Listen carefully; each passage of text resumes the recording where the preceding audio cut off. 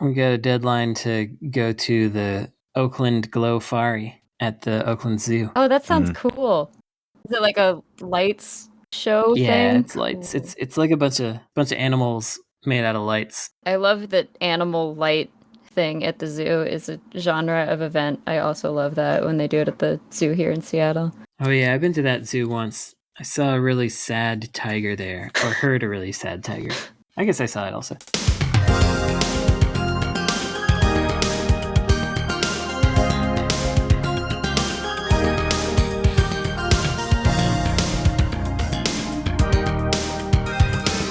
Recording on February 2nd of 2022, this is episode 222 of the Insert Credit Show, a streamable and downloadable audio program where a panel of experts answers a series of video game questions dictated by the pace of a horrible buzzer. I'm Alex Jaffe, and I most associate the number 2 in video games with Sonic Tuesday. Oh yeah, that one. I'm Tim Rogers, and I most associate the number 2 in video games with, I was going to say Sonic the Hedgehog 2, or I could say Sonic Adventure 2, which had a wonderful ad campaign involving the shoe-type soaps, which I had to watch kids in the mall where I worked to actually buy those, and they were trying to grind down the little staircase right in front of the software, etc., where I worked, so not to steal somebody else's number 2. Do you find it interesting that February 2nd is the 33rd day of the year? I do find that interesting. Because now you do. Well, that's all I've got. Thank you. Goodbye. My name is Frank Cifaldi, and I sound an awful lot like Kelsey Lewin when I'm sick. So, and I most associate the number 2 with the first game I can see in my collection with a 2, which is Go-Go Ackman 2 for the Super Famicom. That's right. Excellent answer. Thank you for joining us, Kelsey, co-director of the Video Game History Foundation. We have one more person on the show. It's me, Brandon Sheffield. I'm not sure what I most associate with the number 2 in video games, but the first thing that came to mind was Halo 2, because they put a really big 2 on there, I feel. And it's 2 guns, dual wielding, Jerry. Yeah, it was rather triumphantly a 2, and so it comes to mind at the very least. All right. I threw this episode together at the last moment because of our change in staffing for this episode, so it's mostly 2 themed. I'm gonna ask you, what video games have really gotten it right on the second try? Oh, the second try. I mean, Sonic 2 is definitely one of those. Yeah. As is Halo 2. Yes. Gotten it right on the second try kind of implies that they missed something the first time. Mm-hmm. I don't think Halo 1 missed nothing the first time. I'm sorry. No, it's true. They're just Halo different. 1 was legit, man. Those are 2 beautiful video games. They did also get it right on the second try. One could argue. They did, yeah. They did. They also got it right on the second try. Yeah. But Tim's got the spirit of the question here. Right. One game that didn't get it right on the second try was Sonic Adventure 2. Yeah. There's that. I'm of the wrong generation. I liked it. You liked SA2? It's not good, mate. I'm sorry. I don't disagree, but yeah. Well, I still like it. I mean, I am of a particular generation myself. Yet, I don't let that. I don't let that get in the way. I can tell you what sucked. I can tell you what NES games sucked. A lot of stuff didn't work on me when I was a kid. That's all I'm saying. Yeah, but I think growing up at a certain age with Sonic Adventure 2, I can see how it could leave a greater impression on you. Street Fighter 2? Half-Life 2? Yeah, that's certainly one. Half-Life 2? Yeah, but again, Half-Life 1 was a good game. Whereas Street Fighter 1 was not necessarily the best game. I recently played all the way through all 3 of them, and I can tell you that I do believe Persona 2 fits the spirit of this question. Persona 1, beautiful video game. I love it. Beautiful face, lovely game. However, Persona 2 gets it right all the way. I would say another in the contrary position is R-Type Final 2, which did not get it as right as the first one did. That's true. This is fun. I had another one on the tip of my brain, and then I just I let it go, Jerry. I let it go. I don't know why. Heck. I don't know which one it was. Here's a controversial one that I can employ. Mm-hmm. Super Mario Brothers 2. Oh, you mean... Super Mario Land 2 is a big improvement on the first Super Mario Land. I would argue those aren't even the same. Yeah, they're not even trying the same thing. And also, same with when you say Super Mario Brothers 2, Brandon, what do you mean? I mean the Doki Doki. I hate that I have to ask this. Doki Doki Panic. Yeah, Doki Doki Panic's not Super Mario Brothers 2. Come on, Jerry. It rules. It's good. It's a good fun. game. I like that game. It's not better than Super Mario game. Brothers. Two Rock 2 Seeds of Evil, I think, is a better game than Two Rock 1. Oh, I actually disagree with that a lot. Oh, well, I mean, I disagree as well, but it's true. I still like Two Rock 1 better. It's possible to disagree with the facts. As America's Final Fantasy 2. Oh, yeah. No. I mean, well, yeah, but sure. But they got it right on the 4th try. I said America's Final Fantasy 2. Yeah, America's. That is a correct answer. All right. Everything. Okay. Final Fantasy 4 tries and succeeds at everything Final Fantasy 1, 2, and 3 try and fail to do, which is kind of neat. Dragon Quest 2, I would not consider a correct answer. They got it correct on the 3rd try. Yeah, number 3 is where it gets hot. Maybe Final Fantasy 14 counts as the sequel to 11 in a way. Final Fantasy 11 too, or the sequel to itself. I would say Final Fantasy 7 remake. Sequel to itself, definitely. Yeah. I don't want to spoil Final Fantasy 7 remake for anybody, so I won't say what I was going to say. It can spoil its own self. No, well, I mean, you play it and it spoils itself. I mean, it's kind of a difficult. I think Ganbare Goemon 2 for the Super Famicom does everything that the original tried to do, and it does it better. Yeah, I actually think that Street Fighter Alpha 2 got it right the second time. Like, Street Fighter Alpha was sort of a bag of tricks, and then Alpha 2 consolidated it and put it together. I do prefer 3 a little more, but they definitely got it right on the second try, I would say.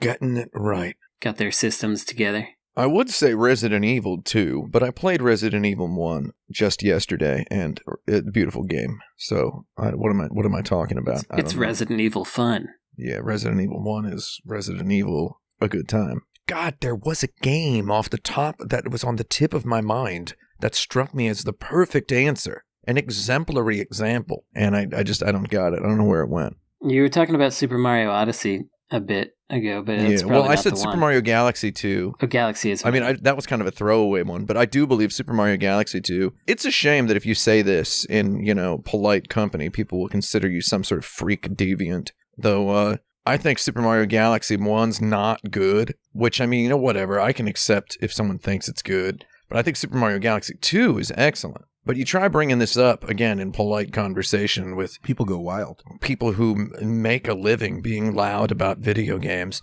They call you all manner of names. They assume that saying Super Mario Galaxy 2 is great, better than Super Mario Galaxy 1 is like saying Super Mario Galaxy 1 is trash. Which, I mean, again, don't really like it, but, whatever. I'm upset that Super Mario Galaxy 2 wasn't in that collection they put on the Switch. All right. Because that collection on the Switch was pretty nice. Oh, well. What was the state of video games during the second console generation? Which one was that? That's like the Fairchild. I don't want to get into the Fairchild.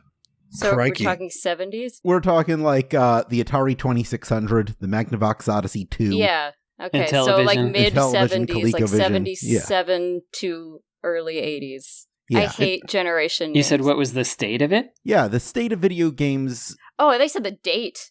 The state.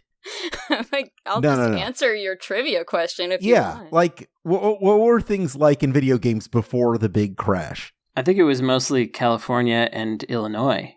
You got that's Chicago and the Bay Area, and that was pretty much it. Fairchild, I thought was East Coast. Oh, maybe it was. Yeah, Fairchild Channel F. I should know this. Yeah, me too. Well, the state was people were trying anything and everything. Quaker Oats. I always like to talk about how Quaker Oats tried to make some video games and have a division. Yeah. You had the Colorado Leather Company coming around. That's the next generation. Oops. I thought it was pretty cool how Quaker Oats teamed up with Trent Reznor to make that one game. Oh, yeah. That one, What was it called? Oh, Quakearina. Quakearina. And then they teamed up with Chef Boyardee to make Quakearino. Yeah, exactly. Yeah. Quakearoni. It's a me Quakerino. Yeah, the state was kind of boring. I think we can say now that people tried a lot of stuff, and that was great, and it was cool how people could make games by themselves, and it's really neat what things people did to push the hardware of the time. But most of those games aren't very fun to play today. No, they're not. I tried to play some games of that era with some sort of a explorer's interest somewhat recently, and they suck, man. Who cares? It's also interesting because, like, no one knew what a controller was yet. So it's interesting the experiments that like we'll never get stuff like that ever again, except it's, you know, maybe just a novelty, but there wasn't like an accepted this is how controllers work yet. So, I mean, Fairchild F especially is weird twisty knob rod thing, because I don't know, that seemed nice to hold and easy to use, but no, like, it was the Wild West out there. Yeah, the Intellivision disc, that was a weird one. I spent a lot of time using that thing, and it was fine, but it was weird. Like, why was it a disc? It didn't really matter. I can't remember if you could rotate on it, like if you could make a circle shape and have that be something. I don't think so. Tommy Tallarico once told me at E3, the first year he was talking about the Amico, that he did an extensive market test to show that people really love the Intellivision disc, and I did not and still do not believe him. I know we make fun of Tommy Tallarico a lot, but he's absolutely right. Yeah. Beautiful disc. All my friends love it. They're talking about it down at the corner store. Everybody on the Atari Age forums is 100% behind it. Yeah, they he love said that it. was the easiest thing for like a grandma to understand was the disc. Oh yeah, like her collection of rare plates. Similar. He just went around asking old people if they knew what a disc was. Why do we always got to go straight to grandma when we want when we want to try to sell video games to the masses? Yeah. We just got to go straight to talking about grandma. That's his words, not mine. That's what I'm saying. Why has Tommy Tallarico got to go bugging grandma for that goddarn guy? Yeah, leave her alone. She's got other things to deal with. Can't get that Wii bowling out of his head. Some of those grandma hobbies are pretty cool. Mm-hmm. I don't know, man. It's true. My grandma made kick-ass quilts. My grandma died on a cruise ship. And let me tell you, I've been looking at cruise ship videos on YouTube for the past year or so, such as what the coronavirus does to you. You end up looking at cruise ship tour videos. Oh, yeah. And I'm like, oh, grandma had a pretty good idea hanging out on these things. I'd feel kind of trapped. You're like in a weird hotel bar for a week, and then you get to go off on a little field trip. Not if you pick the right one. You can be on there for longer than the week. If you can be on there for like 15 days if you pick the right boat, Jerry. Tim, you ever take the ferry from Japan to Taiwan? I thought about doing that once. No, I never did that. They wouldn't let me on. It seems really long and probably not very fun. I think it'd be a cold trip. They told me I had to cut my fingernails if I wanted to get on it or something. I don't remember what it was. What? Something about my passport. That's not true. I never tried to get on that ferry. I unfortunately never really got to have any leisure time during the years I lived in Japan. I didn't really get to do any fun stuff. I mostly had no money and a job, which is an awful combination. Awful combination. Fun's not that cool anyway. No, not really. Which brings us back to the second generation of video games. Exactly. That's right. Yeah, they sucked. Who needs fun? All right. And I really wish that they would just heck off. Just get in the coffin already. Leave us alone. I think they long have. Yeah, they did it. We basically restarted everything with the NES. Mm-hmm. The Plusky Switch. Yep. What are the keys to a great co-op video game experience? Well, 2 players, clearly. Being able to throw the other person. Oh, that's a good one. That's important. Oh, that's a common go-to whenever I hear people discuss these things. Being able to help each other, I think, but not having it be forced situations where that has to happen. You're not like contingent on the other person knowing how to be good at a video game. Yeah, when you can be asynchronously good at something and have a good time, like that Resident Evil 5, it has a lot of problems for a lot of reasons, but playing through that co-op is actually pretty fun time if you can ignore all the racism and such. Like, it's a fun co-op game where you can be like, give me an egg, I need an egg, because there's a button to request items and one of them is an egg. Like that, throwing eggs at people. Yeah, I do like ones where you can spam some kind of voice clip at people. And yeah, Resident Evil especially is very good at that one. I think that was how I played through the entirety of Resident Evil 5, was just yelling for Sheva the entire time, like even if, right behind me. Mm-hmm. Yeah. It's good fun to just yell things. Yes, so yelling. But I actually, as jokey as that is, I think it makes sense because you want to have that feeling of camaraderie, and for better or for worse, just yelling nonsense kind of does it. I mean, there's a lot of, I hear a lot of people discuss co-op games all the time with this kind of, the kind of people who say that you should learn all the profane words if you're traveling to a foreign country. Those sort of people always say stuff like, the best co-op games are the ones where you can mess each other up. Oh, yeah. The new Super Mario Brothers is the best because you can kill each other. You can knock each other into pits.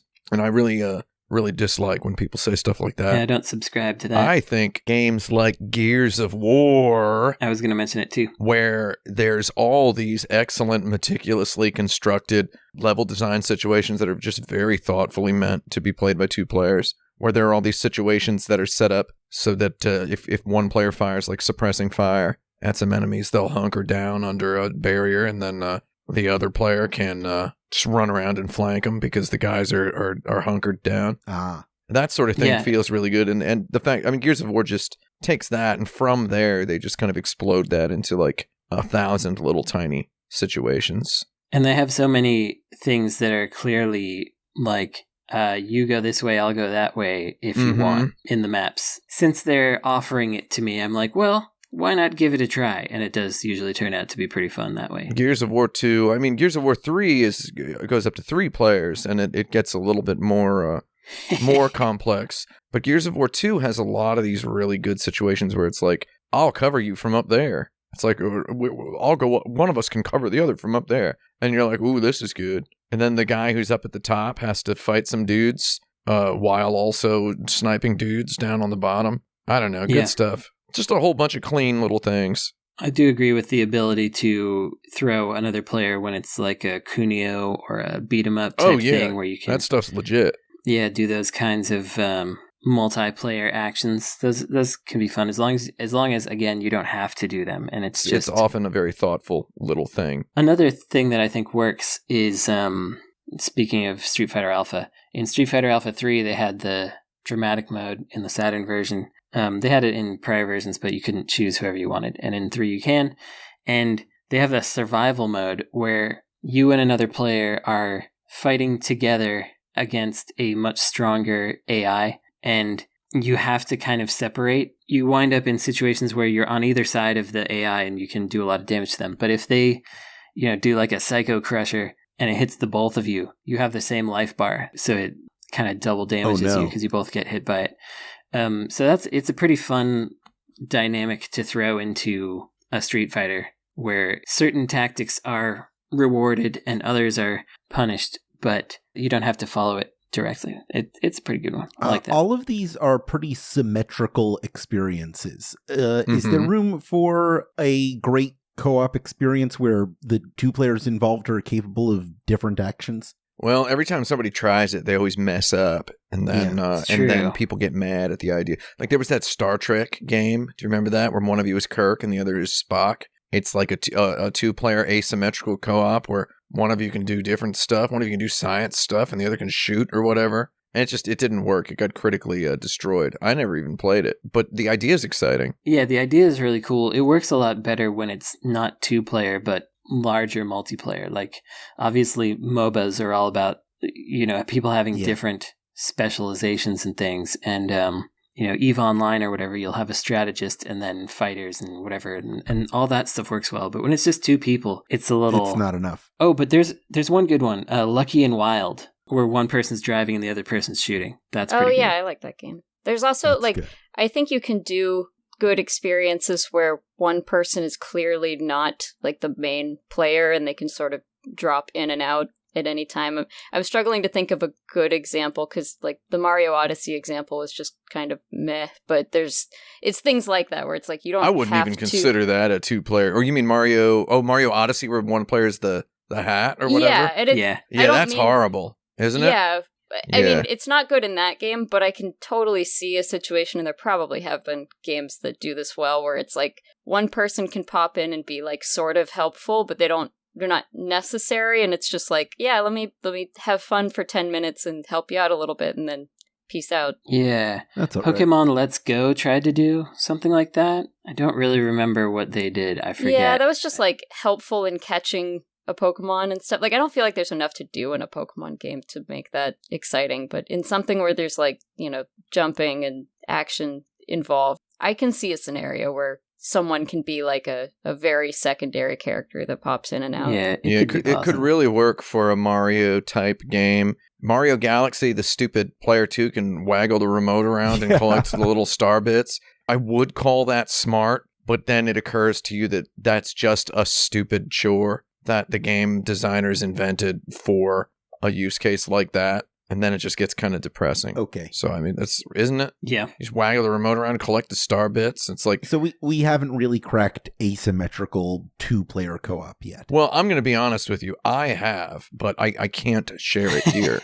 So... We'll find out one day. What would be the easiest game to adapt into a movie on a limited budget? That doesn't have anything to do with 2. No, it's a loose theme. I'm confused. Only pick sequel games. Yeah. Okay. That's it. It's the rule. Resident Evil 2. I'd watch that. No, limited budget. You got to put zombie makeup on. That's already you're spending so much money on zombie Good makeup. point. I wasn't paying attention. Not if you use household products. And like actually maim people to make them look like zombies. Not ketchup and such. Back on my TV show that I ran in college, I had to be a zombie for a bit. And the only thing that we had was pizza. Oh, see, there you go. And so I slapped pizza on my face, and it was black and white, and it looked okay, just the cheese from the pizza. So it looked like my face had been torn off. That's gross. It was gross. It was Domino's pizza, so it was like I was scrubbing that oil off for quite a while. Domino's pizza's all right when you need a pizza. Can you just adapt the gameplay into a movie? Because at that point, like any live action or like full motion video movie, right? Like any FMV, you just kind of cut all the sequences together and then you have a movie. Sewer Shark. That doesn't take Mad a lot Dog of McCree. money, I don't think. Oh, yeah. That's true. That could be free, pretty much. Ground Zero, Texas. Mm-hmm. You know what? Sewer Shark is pretty good. Y'all played Sewer Shark. People keep saying Sewer Shark's pretty good, but then whenever it gets brought up, someone's like, isn't that the one where your chief is like yelling at you while chewing the whole time? And yeah, it's true. Every time I hear that, I'm like, well, maybe I can't ever play this game. It's still pretty good. I mean, I understand that, yeah. I'd like to give it a try. I don't like it, but it's pretty good. Yeah, it's like a $1 million+ seller. Night Trap, I guess there's another one. Yeah, I guess all the FMV ones would be pretty good. What else is there that's like Her Story, right? That's the one with just the phone. That would be a horrible movie. Yeah, how do you make that a movie? That's a video game. It's essentially a video game. Right. Yeah, you just cut all the footage together. It's a movie. But that's not... that would be a terrible movie. It would be a terrible movie, yeah. Well, That's maybe true. you did say it was a good movie. But you said cheapest budget. I did not say it had to be a good movie. That's true. Yeah. Well, I'm presuming. I'm trying to make a good movie. I once worked at a job where people every day told me to make bad things on accident, and I refused to do it. And now I make more money than I did then. I don't know what I'm talking about. So I'm going to make this a good movie, is what I'm saying. This isn't going to be a good movie, but say I want to make a Sonic movie, I can just go to a furry convention, and there's my actors. You know what I mean? They're all ready to go, and they all know their parts. What game are you acting out, though? Sonic Forces, obviously. Sonic Forces, yeah, that's right. Sonic Doesn't Forces that have is the one. Like a city blowing up in it? You what guys, is the budget here? We're talking low budget? What kind of a budget? I'm going to switch to the cutscenes from Sonic Forces when stuff blows up and things like that. Oh. Yeah. Utilizing the FMV. All right, next question. In 1984, Parker Brothers released a video game for Atari consoles and ColecoVision called Frogger 2. In 2000, Blitz Games released a video game for the PlayStation and Dreamcast called Frogger 2. Yes. In 2008, Voltex released a video game for Xbox Live Arcade called Frogger 2. Design a fourth Frogger 2 for current-gen consoles. Okay, just as a little sidebar, I want to point out Baroque, which is a game that gets mentioned on here sometimes. Baroque, love that game. For the Saturn and also the PlayStation. They just put out a new Frogger-like Baroque game on phones. Oh, is it called Karoke? Yeah, it's called Karoke. Yeah. Yeah, go give it a look. So a new Frogger 2. Man, I don't want to just steal an idea, but I love that Ribbit King. And another Ribbit King game, but it's called Frogger. I'd play it. That's a cop-out answer, and I'm not gonna... Ribbit King, for those who don't know, is a game where you play golf with frogs. You give them a tap on the butt, and then they bounce around and do combos and try to get into a golf hole. Yeah, that's a thing. Incredibly fun times. I think in this Frogger 2, you should try to get revenge on, like, cars and random things that hurt you. You got a bazooka and you blow them up. Yeah, I don't know exactly in what violent way. It's like Hulk Ultimate Destruction. You can jump you're like a giant frog. Yeah, I like that. I think you're just a super powered frog and you just smash, like, these are just cars, like, on their way. You know, they're going to work, whatever, but... And lots of them are cops. At least 20% are cops. Yeah, a lot of cops in there. Okay. Just smash all of them. That's the... And make it like a jumping flash. So mm-hmm. it's 3D and first person, but you also have a bazooka shoulder mounted on your right shoulder. And when you jump high, then the bazooka tilts down. You can shoot at whatever's down there. But you're also like the Hulk in size, so like you can just jump on a car and just crush it like with your feet. Smash it. You have options, is what I'm saying. Totally. Yeah, you got to be a big frog. And there's no point whatsoever to the game. There's no score, no numbers. The music, just smashy. The music is horrible. The music is like good old fashioned, like old style Japanese noise music. You know, like old style stuff. And it's hard, and the game is terrible, but it rules. So this is like Simple Series 2000, The Frogger. Yeah. Yeah. I'm into it. Or alternately, you could just pay Pixel a small amount of money and then steal his game Caro Blaster and then continue to rip him off by calling it Frogger 2 and releasing it on 1 million consoles over the next 20 years or so. Rip him off forever. Yeah. That's another thing you could do. Just call it Frogger 2 instead of Caro Blaster. We're referring to Nicalis here, by the way, who stole the IP of Cave Story from Pixel. And released what, like Cave Story Christmas or whatever came out last year, something like that? Yep, totally. Whew, I saw that. I was like, oh man. Cave Story babies. Rough stuff. One of the best games ever made, that game, Cave Story. Anyway, I like our jumping flash, incredible. Yeah, I'd play this. Hulk Frogger. It's called Frogger 2, He's Back. That's what it's called. Just He's Back, the lamest subtitle possible, is the only thing that would fit for this. I was thinking Frogger's Revenge might be a little lamer. Yeah, a little bit lamer, but I mean, He's Back just sounds really stupid. I think there is a Frogger game with revenge in the title, but it's like Swampy's Revenge, and I have no idea who Swampy is. Swampy is he's a no good frog. He's a bad frog. We don't like Swampy the Frog. Oh, that's the PlayStation game. That is Frogger 2 on the PlayStation. Is Frogger 2 Swampy's Revenge? The second Frogger 2. God, that's so stupid. In this version, Frogger's getting his revenge on Swampy or Cars. So it's sort of a Frogger 2. Wait, Frogger's not Swampy. Mm-hmm. I don't think so. I think he's Frogger. I thought Frogger was a game about making frogs. That's a joke. There's a lot of alligators in Frogger, so I would guess that Swampy's an alligator. Crocodile makes type. Sense. I don't like Swampy. I don't think Frogger does either. Yeah, no thanks, Swampy. And if he wants to get revenge, I'll show him where he can get revenge. Yeah, when people talk about Frogger, they talk a lot about the car part, not a lot about the swamp part. It's too obvious. And that's a whole other half of the game. Too obvious. Yeah, there's a significant amount of swamp involved, and also logs and lily pads. Exactly. They should call it Logger. They should call it Logger. Yeah. Frogger 2 Logger. Bogger. Frogs live in a bog. Yeah. True. Boy, there's so many possibilities here. It's really time to reboot Frogger, this. the Logger Bogger 2. Excellent work, everyone. Great Frogger job. the Blogger. We're going to be We're going to be right back after a quick break. Frogger sucks. Yeah. Frogger isn't good.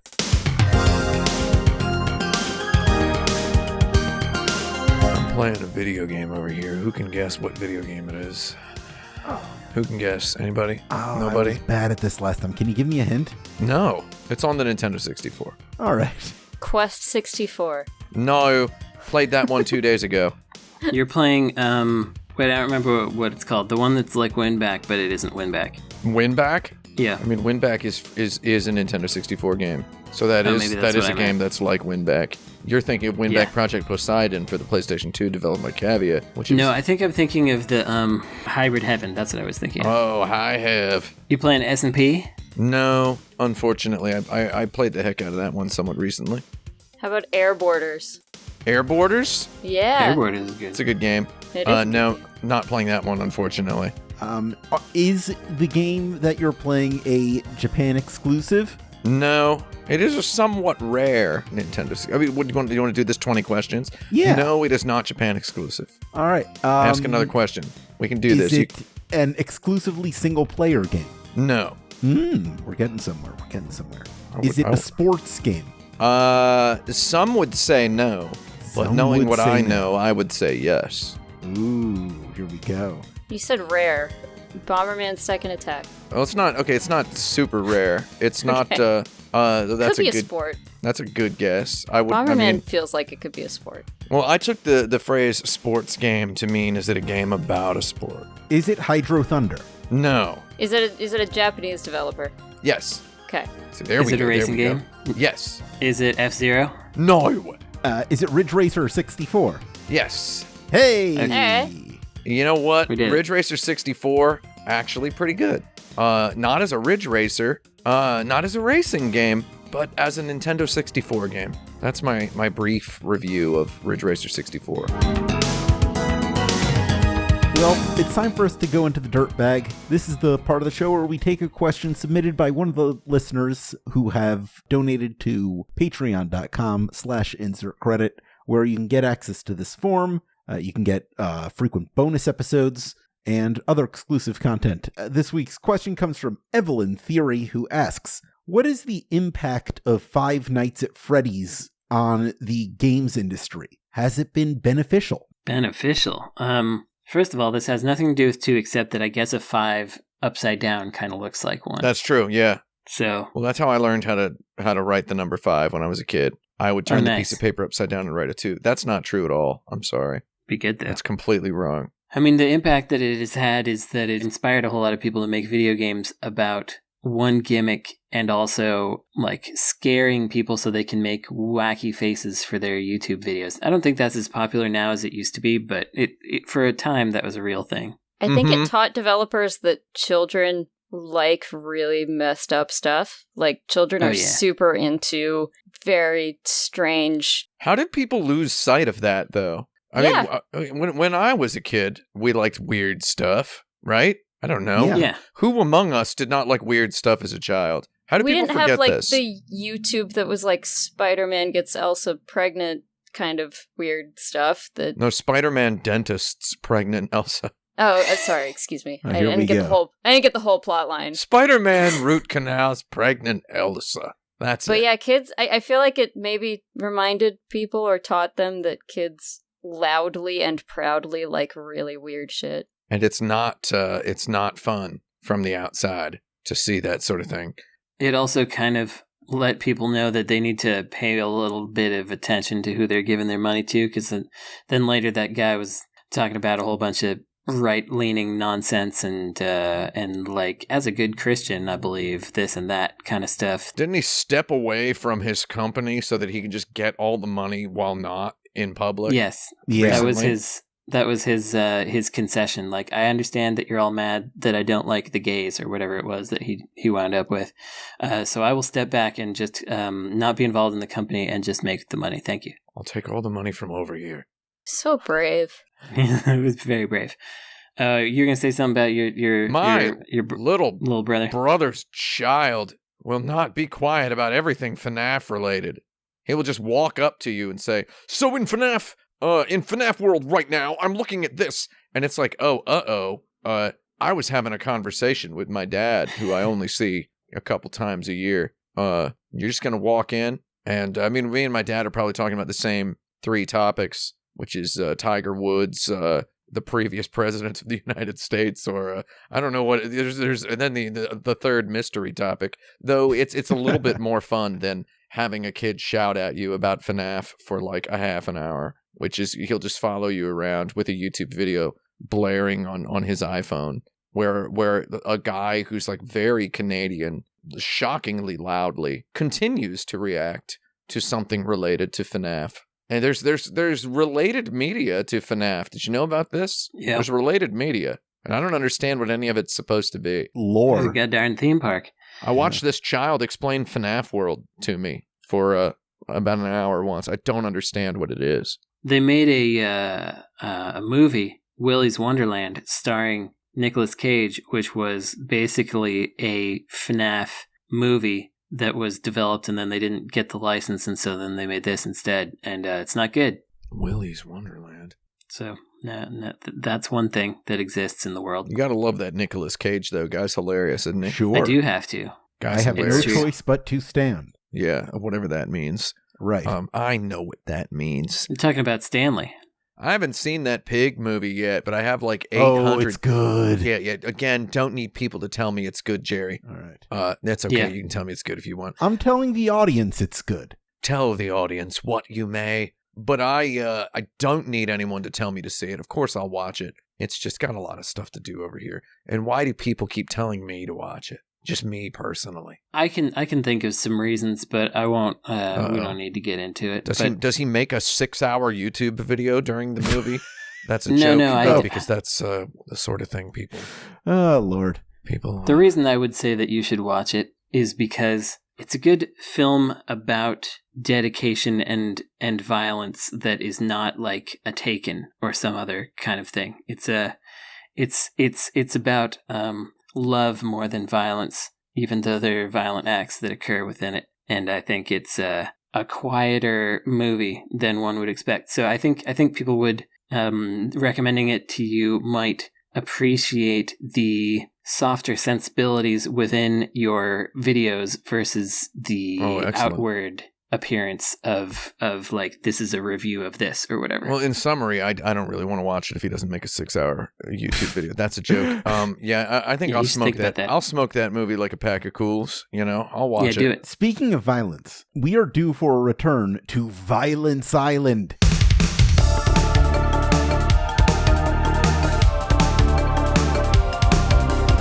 Nice. My favorite segment of the show, where about once a month we settle the who would win in a fight questions, which are posed to us on forums.insertcredit.com, and then pitch the winners of those fights against each other until one champion remains. Our first match is Eggman versus Dizzy. Well, Eggman makes robots and Dizzy's just an egg. Yeah, by Eggman, you mean Dr. Robotnik, right? Not, yeah. Okay. Yeah, I mean, it's got to be Dr. Robotnik, right? Robotnik. I mean, I don't know. How does Dizzy die? Like, what happens when you smash Dizzy? Doesn't he get like a little crack and then he falls down and he faints and stuff? All I can say is Dizzy sucks. Dizzy loses lives, I believe. That's true. But like, I don't like. Is inside of Dizzy another Dizzy? Like, is he infinite? Inside of Dizzy is a bag of dirt shaped like a Is yolk. he Matryoshka? I think no matter what, Dr. Eggman's got them robots. Yeah. And every time you defeat him, he comes back. Played by Jim Carrey. He was in the Olympics, so he's got that going for him. That is true, yeah. Even without any machinery. Dizzy's never been in 3D, has he? I don't think. No. So Dizzy can only move in two dimensions. No, he never graduated past the old computers. Well, Yeah. he was on an NES. I remember an advertisement in some video game magazine that was like, England's most popular video game character is coming to America. And I saw like the screenshot of it and I was like, what? So for that alone. Wouldn't England's most popular video game character be Diddy Kong? No, well maybe. Not at this time though. Not yet. That's true. The magazine didn't have a premonition about that yet. It didn't know Diddy would happen. So look, later this will be a really popular character. It'll be a smaller ape. Smaller Donkey Kong. A small Donkey Kong, and this will be the legacy of the UK. He's a different species. I guess at the time, Dizzy would be the most I guess he's a popular. chimp. You're right. Yeah. Diddy Kong, Donkey Kong, Dixie Kong. Does anybody in the chat here for one insert credit token, who knows Kitty Kong's real name? Kitty Kong's real name? Kitty Kong from Donkey Kong Country 3. You have 5 seconds. 5, 4, Forsyth. 3, 2, Kimberly. 1. It's Dinky Kong. Oh, nice. His real name is Dinky Kong. Yeah. So he's a DK. They call him Kitty Kong as a sort of a diminutive joke name. But Dinky Kong is such a better name. Well, Dinky Kong, they're both dinky little names. Yeah. Kitty and Dinky? I don't know. All right. Eggman's our winner. Next match is William from Neo versus Sekiro from Sekiro. Oh, interesting. It's got to be Sekiro Hoss. It's got to be. Why is that? I don't know. I mean, Williams, I guess is the name of the character from Neo, is very beefy. Yeah. that's something. But Sekiro... He's also very Irish, which is cool, actually, now that I think about it. Sekiro is probably faster. Yeah, he's a ninja. We're talking ninja versus samurai here.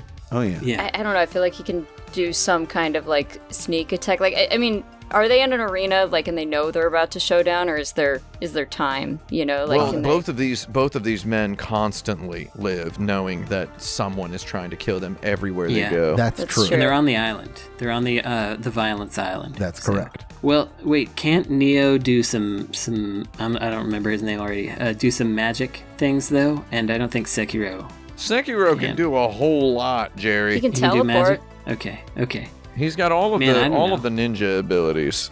In which game is it easier to die? I feel like Neo is pretty easy to die, but Neo 2 a little less easy. Sekiro's pretty hard. Sure, somebody's already writing a hate mail to me for saying Sekiro's hard. I mean, I've played all those From Software games, and I think it has some of the cruelest stuff in it. But then when you play it well, you really do get the sense that the dude you're playing at is totally tough. I feel like it's a toss-up for me on this one. I don't know where to weigh I down just think on William of Neo is a little bit more grounded of an individual. Feels a little bit more like a Dark Souls character. Set in William of Neo took a lot longer to make, and also he's got 2 games. No, he doesn't have 2 games. What? And he's dead in Neo 2. Oh, is he? Or is he? I don't know. We'll find out soon.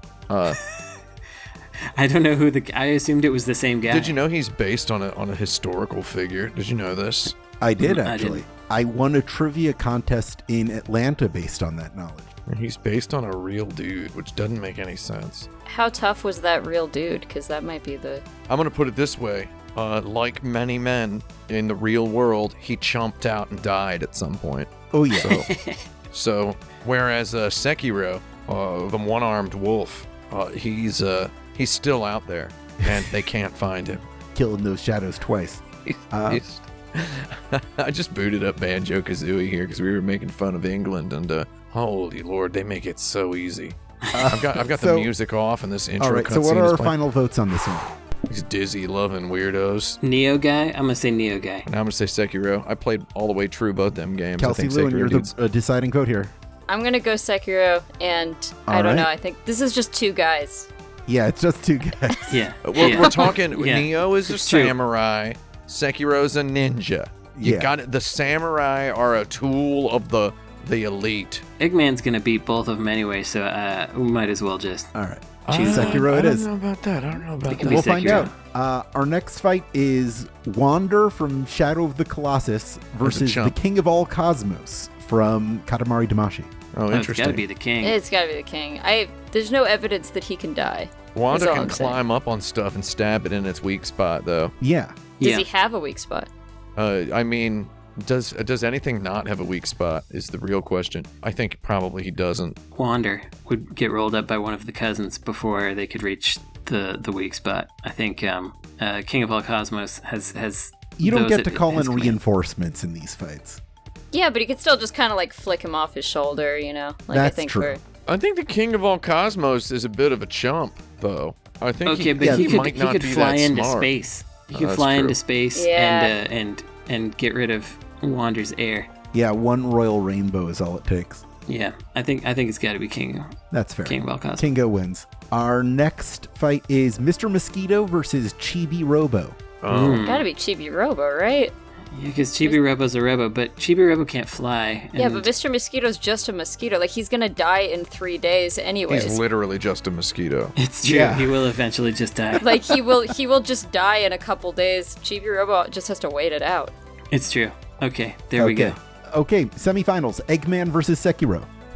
Eggman. I mean, Does he have his robots? Do we know this? It's robots. I think we can give Eggman his main robot vehicle and 1 custom attachment. I mean, it's all he's known for. Like, if it's just Eggman the guy, then Sekiro wins. But if it's Eggman and his robots, then it's Eggman. No, I don't think so. I think Sekiro, like, jumps up on the robot, like, just like Sonic does, but better, probably, because he's a ninja. Slits his throat. Sekiro lived through the most rock solid of all From Software games, dude. Like, I don't know. Okay. Yeah, if Sekiro could beat a From Software boss, he could probably beat Eggman. Yeah, I'm in the minority, so I lose. It's cool. I mean, like, the first, like, real boss you fight in Sekiro is, all things considered, even knowing how to parry as I do, that boss is pretty phenomenally difficult. So that's kind of fun. I don't know. I feel like he could kill a whole bunch of dudes.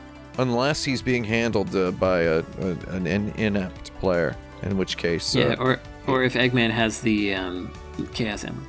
Oh yeah, those Chaos Emeralds would kind of just turn the whole thing around. Yeah, I'm not going to say he has the Chaos Emeralds, because he so frequently fails in having the Chaos Emeralds. Yeah. The King of All Cosmos versus Chibi Robo. Oh, interesting question, because maybe he would mistake Chibi Robo for his child. That's true. He might give him a present. Because how can you really see very well from all the way up there, right? How can you really tell the difference from all that distance? All Chibi Robo has to do is put on a little funny conical hat. Yeah, but can he win? Like, I think he can stall, but... I don't really know what these characters' fighting abilities are. I don't know what he could do to beat the king. I think King of All Cosmos might have to... I mean, he's the king of the cosmos. Right. Or so he claims. He might be the King of All Cosmos in the same way that, like, the king of the universe and Fraggle Rock is the king of the universe. That he just I think he's just a dirtbag, is what I think. I don't think he's really the king of anything. I think he's a liar. Yeah, he's pretty big, though, compared to Chibi he Robo. He is big. I'll give him that. Chibi Robo is kind of cool, but Chibi Robo sucks. All right. He's a small little robo. Can Sekiro beat the King of All Cosmos? Oh, can Sekiro beat the King of All Cosmos? Probably not. I don't want to spoil the game for anybody who hasn't played it, but the final boss is the King of All Cosmos, basically. So, I mean, I don't know. I'm going to go back to the breathing in space. That's idea. Yeah. That's a good one. And I think King of All Cosmos is an ideal candidate for the shadow banned list, where our rule is that anyone who wins these can't be in a future one, or can they? We'll see with time. Speaking of time, we are running short of it, so I'm going to go right to the lightning round. This is a game that I like to call Intellivision or ColecoVision. I'm going to name a video game, and you have to tell me if it was an Intellivision game or a ColecoVision game. I'm not going to know any of these because I hate both of those consoles based on the very few experiences I've had with them. And I don't care who knows it. All of mine will be guesses. Your first game is Buzz Bombers. Buzz Bomber? Buzz I Bombers. think Buzz Bombers is Coleco. Kelsey? I'm going to go Intellivision. I can't remember. Tim? Yeah, I can't remember either. I'm just going to say... I'll go Intellivision. I'm just going to say Intellivision. Intellivision is correct. Oh, crikey. Yeah. I knew I played that one, so it had to be Intellivision. Yeah. Dr. Seuss's Fix Up the Mix-Up Puzzler. What? I feel like that's Intellivision also. Well, maybe it's How would that fit on that tiny Intellivision label? Yeah, that's a good point. Okay, let's say Coleco. Does that make it does that just make it a ColecoVision game then, if you can't imagine it being on the... that's... I'm just going to say, that's what I'm gonna go think with. it wouldn't... Yeah, it's not going to fit on the label. It's got to be ColecoVision. Brandon? That was the only reason anyone developed games for ColecoVision, was because they could fit more on the label. Even though I feel like I saw it somewhere else, I'm going to say, Coleco. ColecoVision is correct. Oh, nice. Incredible. War Room. War Room? I don't remember this one. It sounds like an Intellivision, like IntelliVoice game to me. Like someone would just say, like, War Room. War Room. Yeah. Yeah, like that's all. Time to set off the bombers. Yeah, I don't like that. That's how they sound. So your guess is Intellivision? Sure. Yeah. Tim? I don't know. I'm just going to abstain from voting. We got 2 out of 3 here, so... Okay, go ahead and go with that one. That game's ColecoVision. Heck, was that on the Coleco voice? It must have been. Must have been. War Room. Tron Solar Sailor. Tron Solar Sailor? Oh, it's definitely Intellivision. Yeah. It's got to be Intellivision. Intellivision is correct. Your next game is Worm Womper. What? Oh, I think that's Coleco because I haven't heard of it. You weren't allowed to womp things on the Intellivision. They didn't allow you to. Can't womp on there. They wouldn't let you do that. Although, what if it's a whack-a-mole game and it just uses the number pad to hit one of 9 holes? I mean, I feel like I played through this big old Intellivision, like, classics collection, which is an incredible Oxymoron. Stretch of the word classics. Oh, it's got the best music, though. And yeah, the menu music. Yeah, it is the greatest song about the Intellivision that's ever been written, which is a really high bar. There's been it's pretty so wild. many. So many. But I don't recall whether or not Worm Whomper was on there, but every game on there had a name like Worm Whomper. So I'm guessing Worm Whomper's an Intellivision game. Maybe it is. Even though I know nothing about ColecoVision I'm going to go either. Coleco on this one. I'm going Intelli. Brandon, what are you I'm going? convincing myself now that it's... Oh, man, but Worm Whomper, it sounds like a ColecoVision game to me, but I can envision a whack-a-mole game on the number pad. So now I'm not sure. I don't know. I'll say Coleco. Intellivision. Wait, I was right? Yes, you were right. Yeah, sadly. Wow, this is almost like a regular, ordinary podcast where it's a couple of people sitting around talking about things they don't know. Yeah, exactly. So let's talk about what we...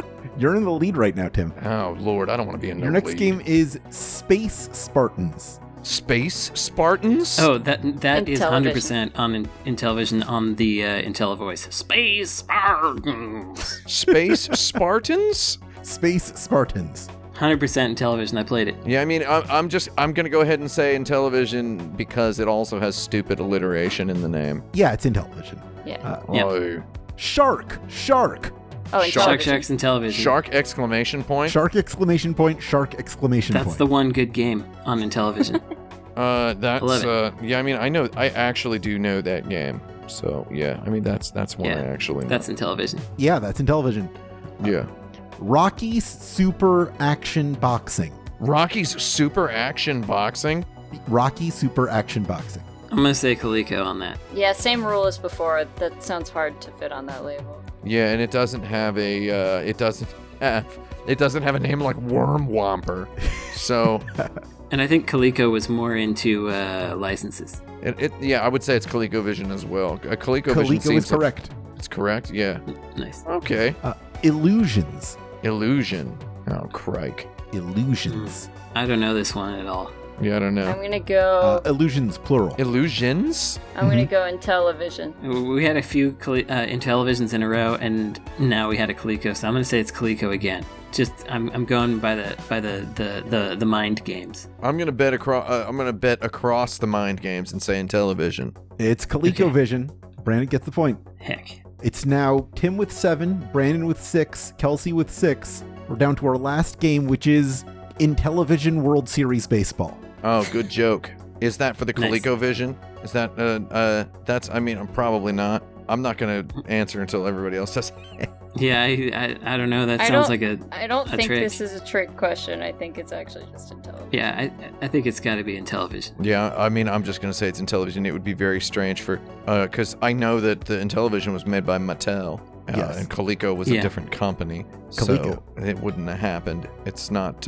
They did have Nintendo games on the Coleco, but that wasn't. That was weird. Tim Rogers, you win our first and only edition of Intellivision or ColecoVision. Congratulations. That's ridiculous. You've got the best vision here. Sounds like I deserve some kind of a deal to have a podcast on the major streaming platform. Yeah, because you I'm know what? good at just talking about stuff I don't know anything at all about. Is that how it is? Yeah. Good for we're me. going to do our Game of the Year episode next week. Goaty zone. If everything goes according to plan, which it sometimes doesn't. But if it does, that's going to happen then. The episode after that, Tim, why don't you guest host an episode of Insert Credit? Oh, yeah, you think you can take it? Yeah, I don't think I can take it, but I think our listeners would enjoy it. I'll get on there. I mean, I think I can do a fairly normal episode. I don't think it would actually be that difficult to do All right. a normal episode. I know Brandon's got places to go. Do you want to plug anything? Give any recommendations before we sign off? I recommend that you cancel Spotify Pro. Yes.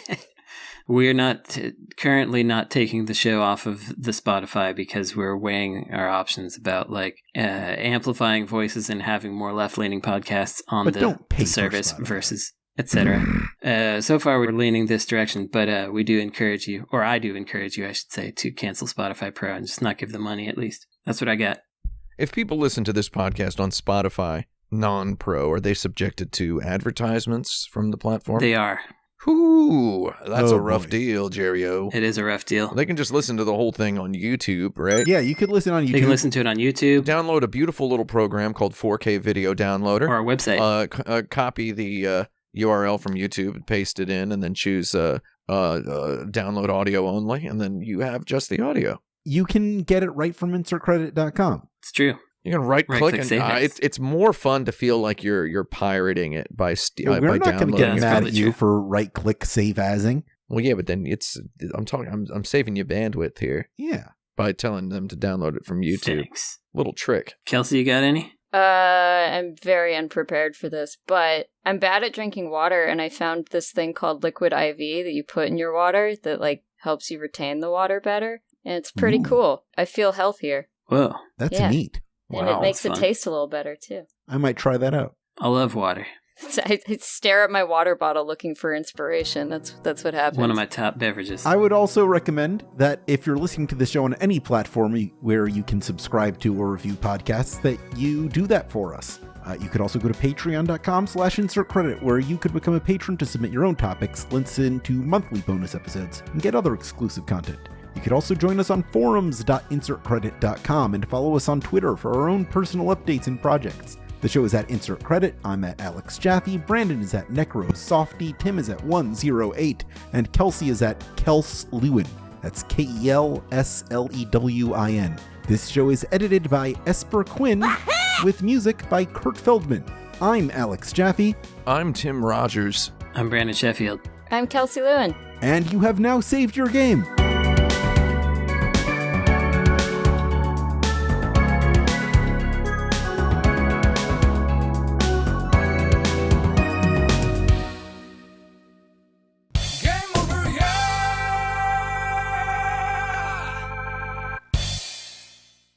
All right, I gotta get ready to go to the airport. Woo, thanks. And I got to get ready to go to the zoo. So I'll talk to you all later. Thanks again, Kelsey, for All right, filling thank you, in. Kelsey, for filling in. I appreciate that. Man, I want to go to the zoo. Come on over. Do I really want to go to the zoo? Central I Park think so. Zoo, Bronx Zoo? I got just an embarrassment of zoos in my vicinity.